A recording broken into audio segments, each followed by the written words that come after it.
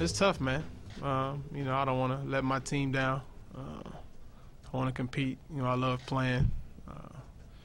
I want to play in every game as long as I'm able to and able to walk. But at this time, I wasn't able to, you know, walk and run like I was supposed to. Well, welcome to The Play, where you get tomorrow's headlines today. In his first interview since the season-ending injury, Russell Westbrook spoke to the media. I'm joined now by assistant local editor Nick Trugakos. Now, Nick, what did the Thunder point guard say about his recovery and the team's path in the playoffs?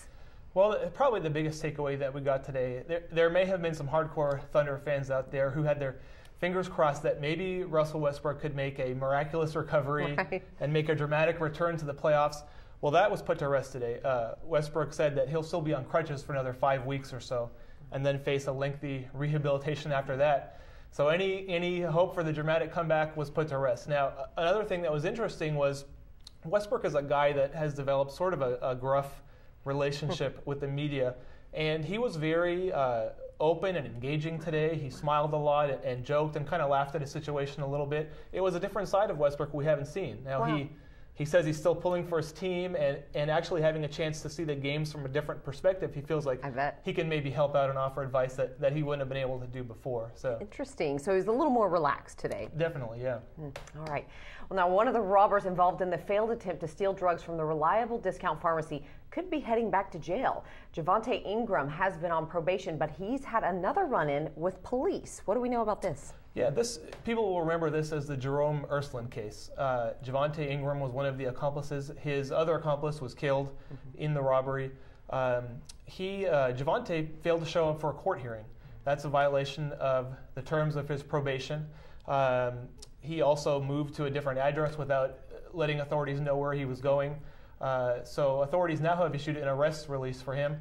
If they get him and bring him in, he could be facing a lengthy jail term for violating his probation. Wow. All right.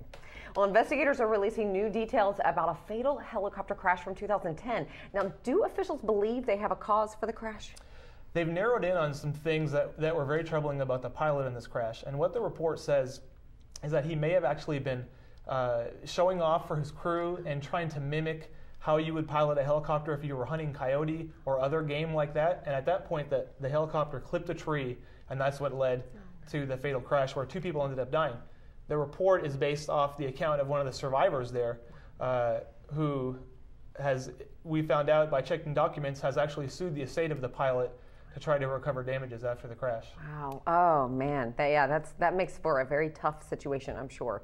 Well, all right, you can find all of these stories and obviously much more in the Oklahoman and newsok.com in Friday's edition of the Oklahoman. So remember, you get tomorrow's headlines today, right now at The Play, or in The Play. Thank you so much. Sure.